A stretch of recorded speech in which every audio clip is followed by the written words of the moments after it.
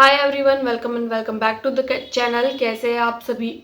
आज के वीडियो में हम लोग डिस्कस करने वाले हैं बीपीएससी टीआरई 3.0 एग्जामिनेशन, जिसके आप लोगों के आंसर की कुछ कुछ सब्जेक्ट्स की और कुछ कुछ जो है वो आप लोगों के 1 to 5, 6 to 8 इन लोगों के आ चुकी हैं। 11th-12th की तक आनी बाकी है और बहुत सारे कैंडिडेट ऐसे हैं जो आप लोग वेट भी कर रहे हैं आंसर की का कि कब तक आएगी।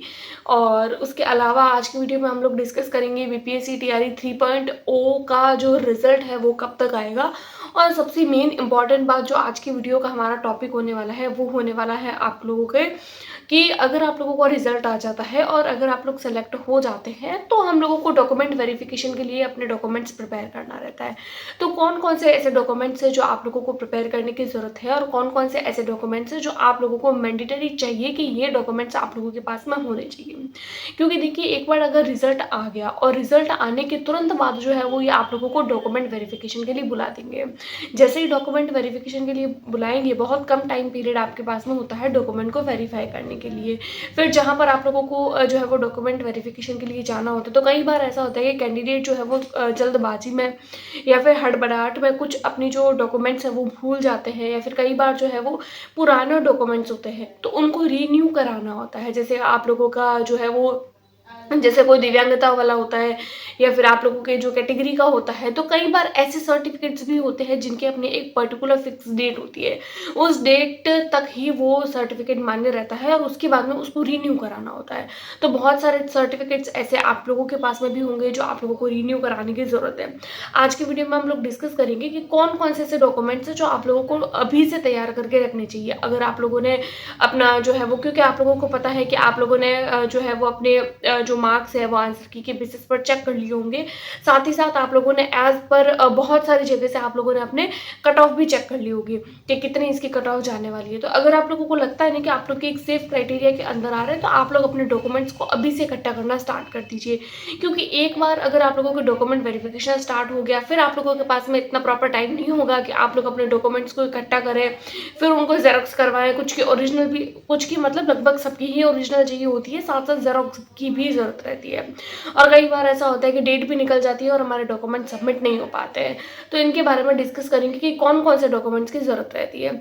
सबसे पहले आप लोग याद रखें कि आप लोगों को वही डॉक्यूमेंट्स जो है वो लेकर जाने हैं जो आप लोगों ने फॉर्म फिल करते टाइम फिल किए थे। वही डॉक्यूमेंट्स आप लोगों के लिए मान्य होंगे, वही वैलिड होंगे। अब एक एक करके मैं आप लोगों को डॉक्यूमेंट्स बताऊंगी। इन्हीं डॉक्यूमेंट्स के आप लोगों को ओरिजिनल भी लेके जानी है और इन्हीं की आप लोगों को जेरॉक्स भी लेके जानी है। एक तो आप लोगों के पास में इसकी ओरिजिनल होगी, एक दो या फिर तीन आप लोगों के पास में इसकी जेरॉक्स होगी। सबसे पहले मैं अगर बात करूं तो आप लोगों की सबसे कॉमन जो चीज़ होती है वो होती है आधार कार्ड। अगर आप लोगों ने फॉर्म फिल करते टाइम आधार कार्ड फिल किया है तो Aadhaar card, PAN card fill किया है तो PAN card, driving licence fill किया है तो ड्राइविंग लाइसेंस। अगर आप लोगों ने इन तीनों में से कोई भी एक चीज़ को फिल किया है तो वो आप लोगों को लेके जाना है। ऐसा नहीं है कि आप लोगों ने ड्राइविंग लाइसेंस फिल किया है फॉर्म को फिल करते टाइम पे और अभी आप लोग आधार कार्ड लेकर जा रहे हैं, नहीं। आप लोग अपने तीनों डॉक्यूमेंट्स, 3-4 इसके रिगार्डिंग जो डॉक्यूमेंट्स होते हैं वो अपने पास रखिए, लेकिन मेन आप लोगों को वही लेकर जाना है जो आप लोगों ने अपने फॉर्म फिल करते टाइम भरा था। उसके बाद में आता है सेकंड, आप लोगों के आरक्षण से संबंधित जो प्रमाण पत्र होते हैं। आरक्षण जैसे कि आप लोगों के जाति प्रमाण पत्र होता है, क्योंकि जाति के बेसिस पर आप लोगों को अपना जो है वो आप लोगों को आरक्षण मिलता है। तो आरक्षण अगर आप लोगों को चाहिए तो आप लोगों को अपना जाति प्रमाण पत्र लगाना होगा, वो भी नया रीन्यू करवा के।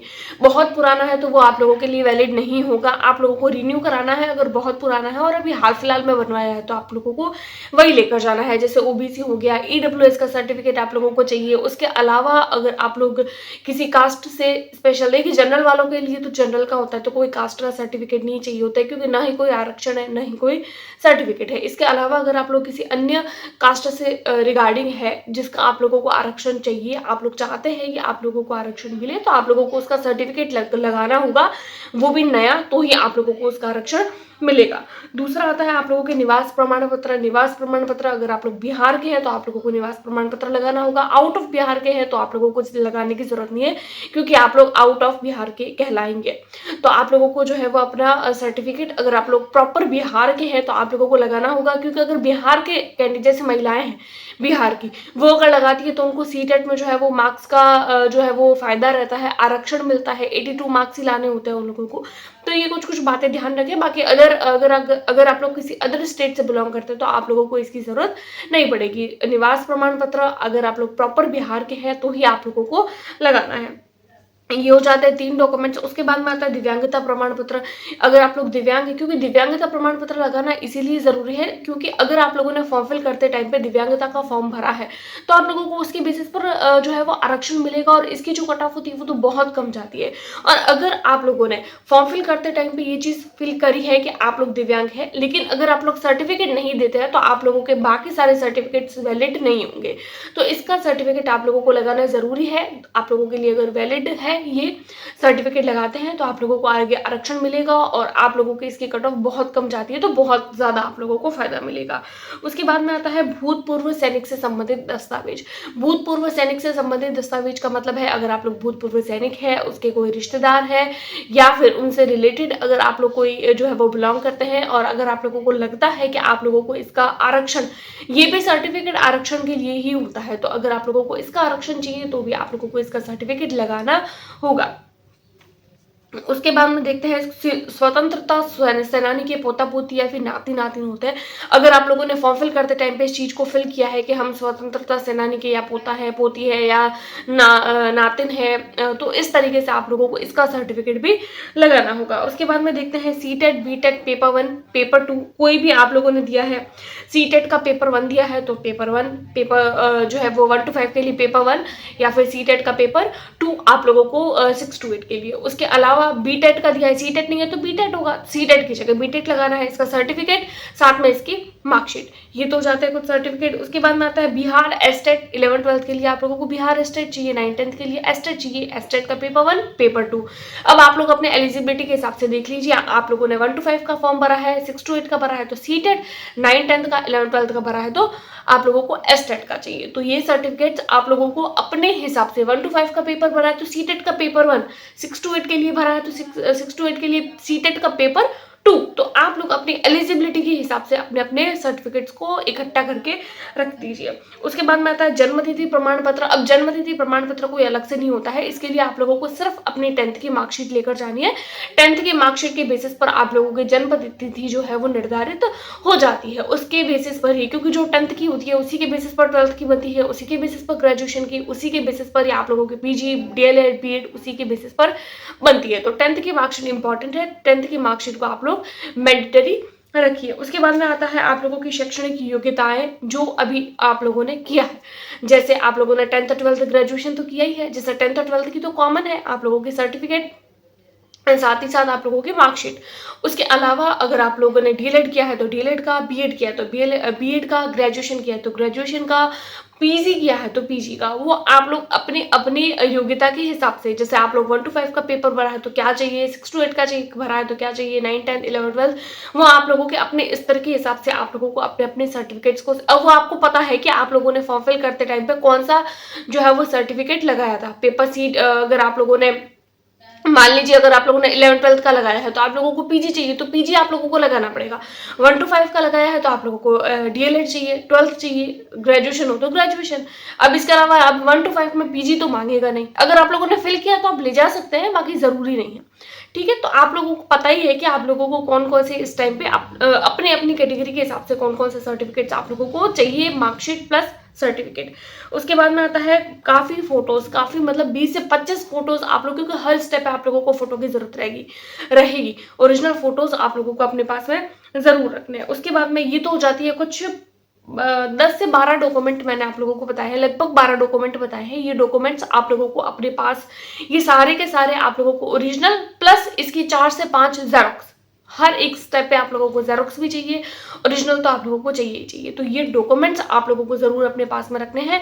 अभी से तैयार करना स्टार्ट कर लीजिए, जो नहीं है उसको बनवा दीजिए, जो नहीं है उसको निकलवा दीजिए। कई बार ऐसा होता है कि कुछ कैंडिडेट ऐसे भी हैं जिनका अभी तक जो है वो डीएलएड या फिर इनके जो मार्कशीट है वो कॉलेज से नहीं मिली है, तो कॉलेज जाकर आप लोग लेकर आइए अपनी ओरिजिनल।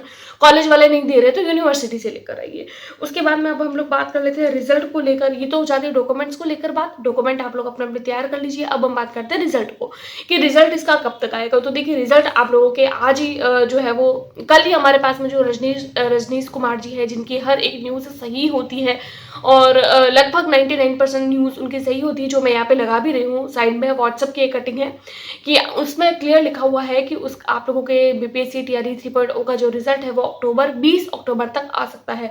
आप लोगों के सितंबर तो चला गया, अब 15 से 20 दिन है, इस बीच में आप लोगों को अपना जो रिजल्ट है वो देखने को मिल जाएगा। 20 अक्टूबर से पहले पहले रिजल्ट देखने को मिल जाएगा। उसके अलावा अगर मैं रिजल्ट में बात करूं कि आप लोगों के रिजल्ट कैसे बनेगा, 65% आरक्षण के बेसिस पर या 50% आरक्षण के बेसिस पर, तो आप लोगों के ये जो रिजल्ट है वो 50% आरक्षण के बेसिस पर बनेगा, 65% आरक्षण के बेसिस पर नहीं बनेगा।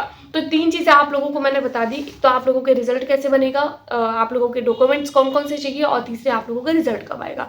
इसके अलावा जो भी न्यूज़ होती है, कोई भी इंपॉर्टेंट जो मुझे लगता है कि हाँ बतानी चाहिए और ज़रूरी लगती है, तो वो मैं आप लोगों के साथ में अपने चैनल पर वीडियो के थ्रू आप लोगों के साथ में ज़रूर शेयर करूंगी। आज की वीडियो में इतना ही। टेलीग्राम ग्रुप को ज्वाइन करना न भूलें। चैनल पर पहली बार आए तो प्लीज़ वीडियो को लाइक करके चैनल को सब्सक्राइब कर लीजिए। Thanks for watching.